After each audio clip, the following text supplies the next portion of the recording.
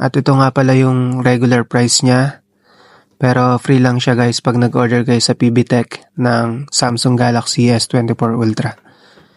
With 10 watts fast wireless charging at 20 watts power delivery.